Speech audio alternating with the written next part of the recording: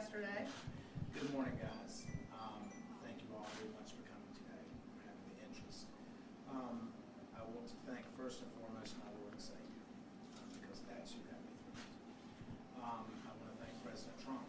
I want to thank the administration. I want to thank Alice Johnson. I want to thank every person that has prayed for us, that has stayed in the fight and that fought for the truth to come out. And so I am grateful for it. And as Savannah said, she has fought a long fight. And for any parent to see their child fight this hard, it's a double-edged sword. It's a blessing, and then your heart breaks because your child has been placed in that position to fight for you, when as a parent you're supposed to fight for your children. So I will always be grateful to you from the bottom of my heart. We've had wonderful legal representation, maybe not the first go round, but certainly we picked up. And we're certainly grateful to you, Alex, and to you. This is the better looking version of our team. So, you know, we're grateful for everything that has happened thus far, and as bad as this experience has been, there's also been a lot of blessings to come from it. I have met some wonderful men. I have listened to some horrific stories about things that have gone on in our system. And whether you believe it or not, because I was you at some point, even though this pardon has happened, I still was convicted of something that I did not do. It could be you. It could be you. It could be any of you. And somewhere in this room, someone has had a family member that has been affected by this system. So I understand the shame that's around it, but I refuse to feed into that, because shame is like a cancer that just spreads, and I have no shame. So I will continue to fight for all the guys that I dealt with and that I was blessed to be with at FPC Pensacola. I will continue to expose the injustices that go on there and throughout the department and throughout the Bureau of Prisons. I know that Julie, who is a wonderful, decent, God-fearing woman, and that I am blessed to have been married to and been with for over 30 years now. An excellent mother. She's at home with Chloe right now, and Chloe will not let her go. So we're blessed to have our family back, and we're blessed to be coming back to television, because we do have a much bigger story to tell now than we ever have. So I thank each and every one of you. Happy to open this up for some questions. Start here. Todd and Savannah, you know, what was the reunion like first night, right? Todd, Julie, and the family. And the second part of that is, Todd, the fans have been really talking about your physical transformation. I call it the BOP glow. And so what was the motivation behind that, and how are you going to continue that sort of fitness routine moving forward? Well, I'll actually have more access to better products now that I'm out. You know, I think that I had nothing to do other than to read and to work out. And so I worked out every morning at 10:45 until 12 with my buddies there, and I read, and my walk with Christ became deeper. And I talked to my daughter every day, to Chase, to Grayson, and then I was able to email with Julie every day. And so I think that for me, I haven't had the same effects that so many people leaving the prison system have had. So I'm grateful for that. Or maybe it's just all the residual Botox that never wore off. What was the reunion like, though, first night? Yes, I think for me, obviously I went to pick up my dad. And when he walked out, it was just such an overwhelming feeling, because the last time I was there, I was dropping him off and watching him walk away. So I think watching him walk towards me, I was an absolute disaster. And we left there, and it was amazing. And I FaceTimed with my friend Margot, who works within the administration, and she goes, "Hold on a second." She was like, "I'm here with the president." And we got to FaceTime the president, and it was a full circle moment. I think that it was, you know, as Savannah said, she and Nick dropped me off there, and then he picked me up. It was, I don't even know that I felt like that it was real at that moment. And I woke up the first morning, and I was looking around, I'm like, this is really real. I'm home. So I was grateful for our family to be all back in the same room, to be together. together, to share a meal together, to pray together, and to know that we're still in the fight together. Questions Thank here? you. Mr. Chrisley, do you have any remorse for the actions that led to your convictions? You must be seeing him.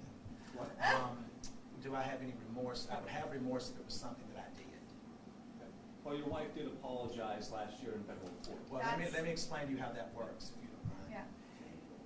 You're placed in a position as a defendant to either bow down and kiss the ass of the Department of Justice and accept responsibility for things that you did not do in order to avoid a stronger sentence.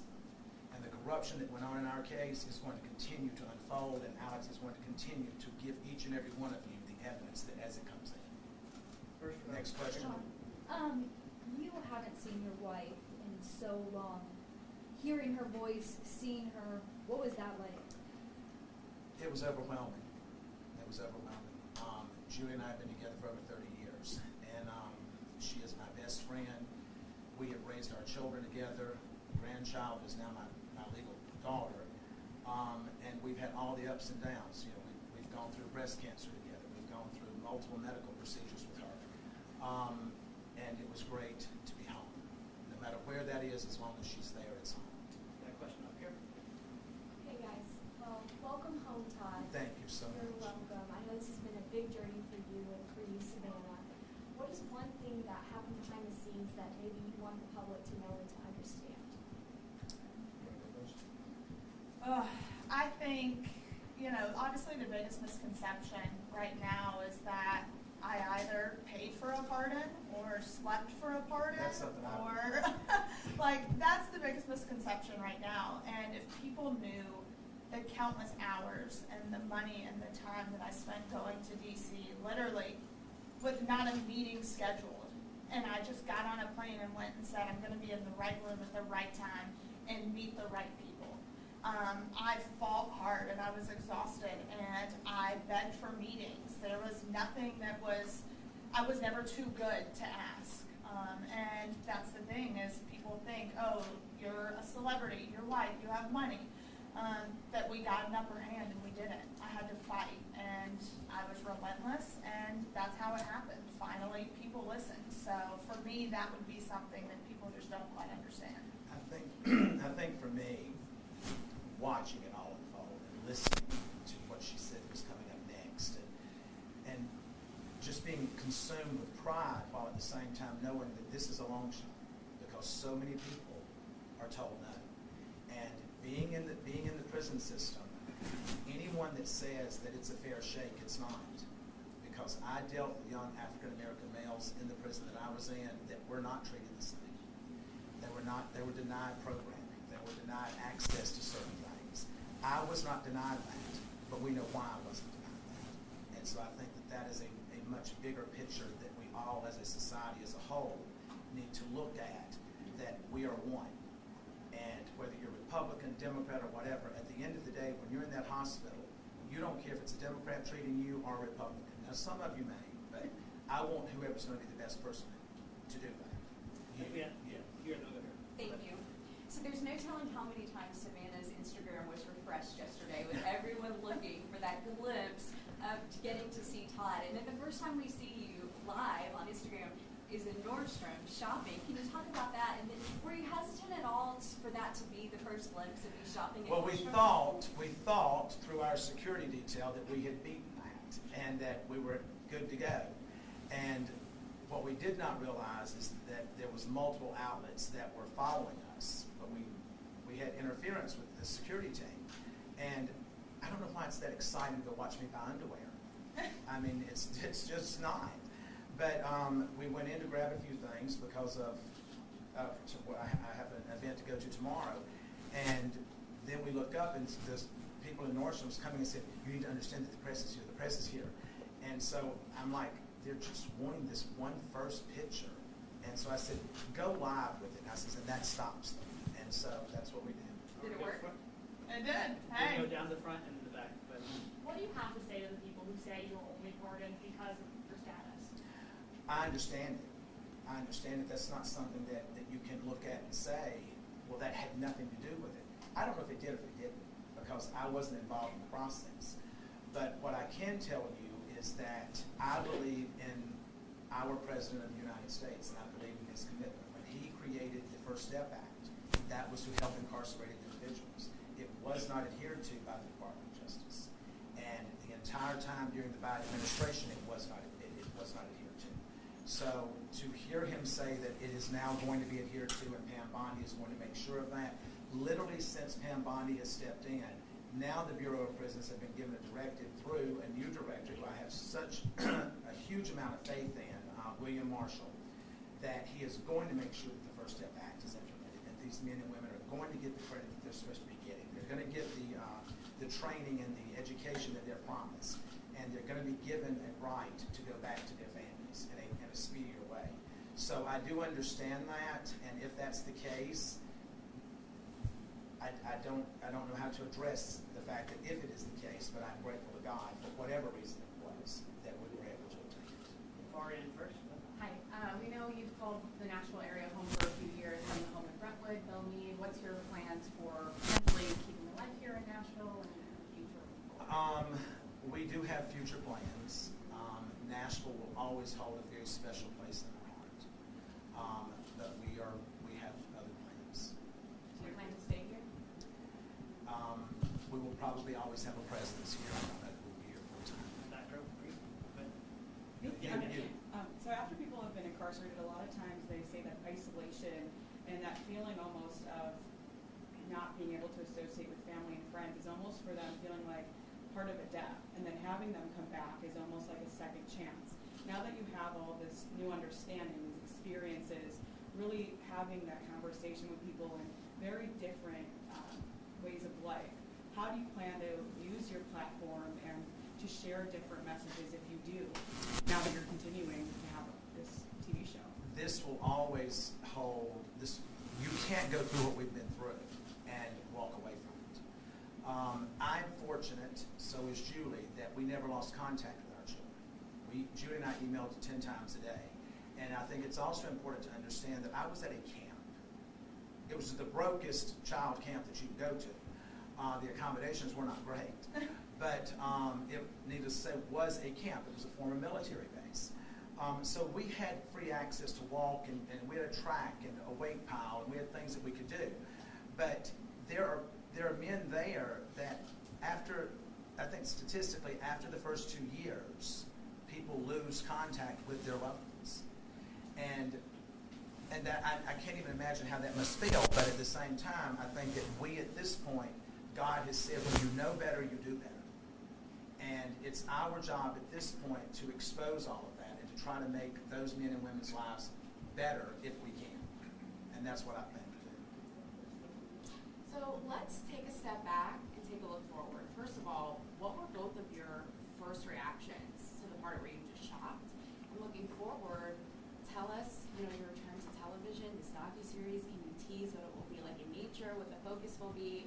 Tell us about that.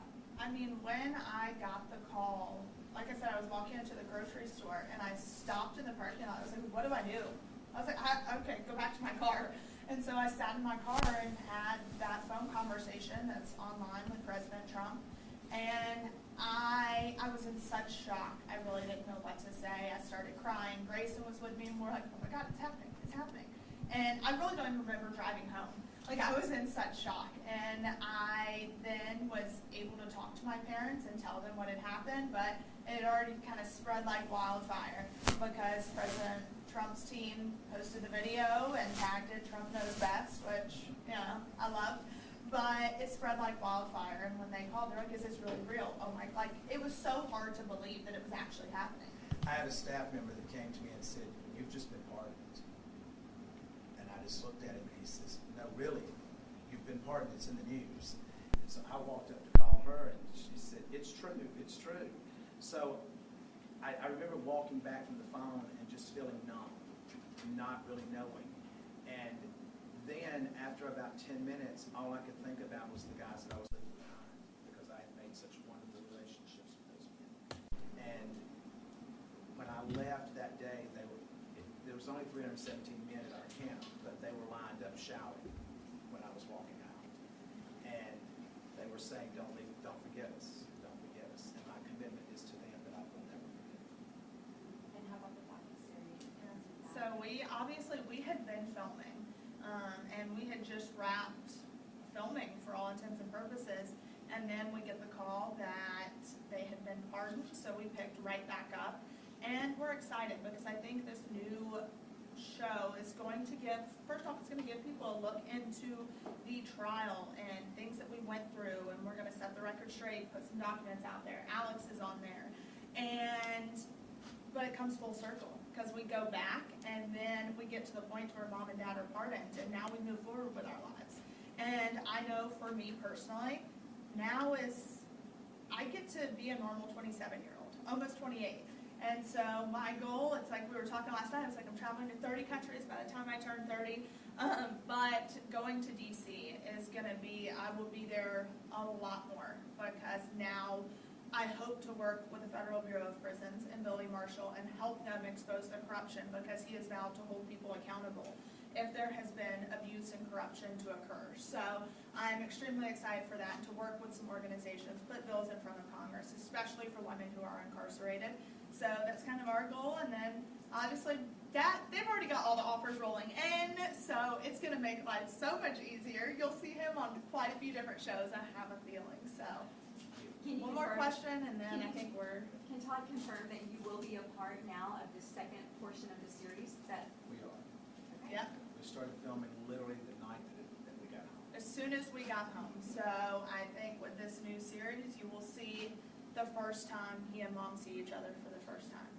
Last question. Let her have this Yeah. question. So I understand you're saying you were wrongfully convicted and that information will come out, but my question is, so, it was under the first Trump administration when the investigation happened and the charges, so how can it be political?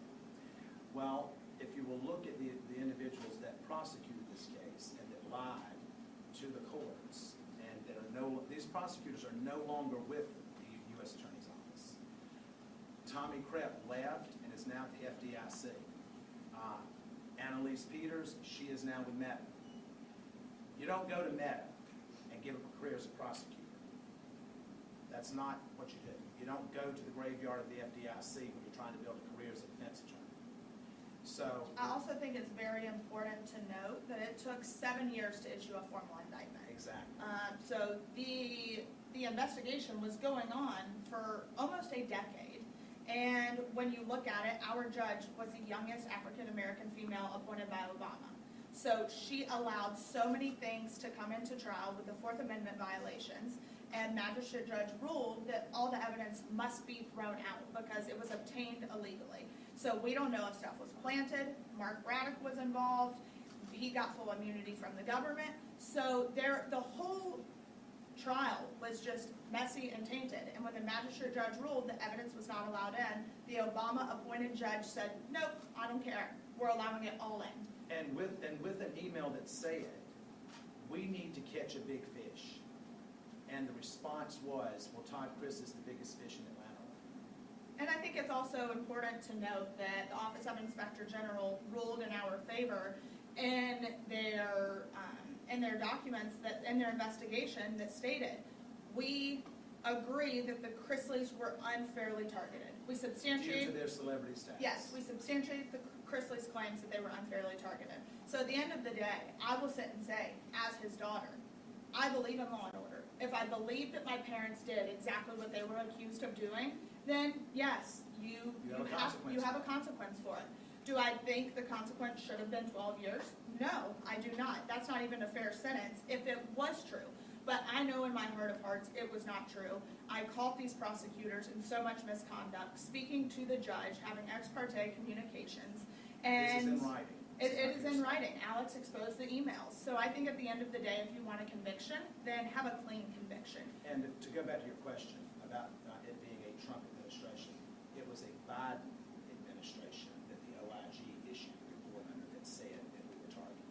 Mhm. Thank All you. right, guys. Thank you all very much. Awesome. Thank you. Y'all have a wonderful day. God bless. Thank you.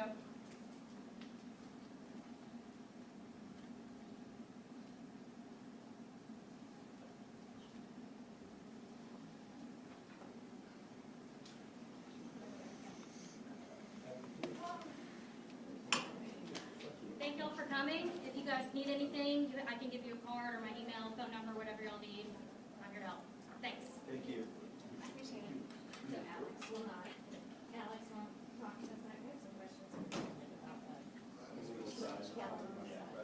send those an email to me, and I'll do my best to get those in front of him. And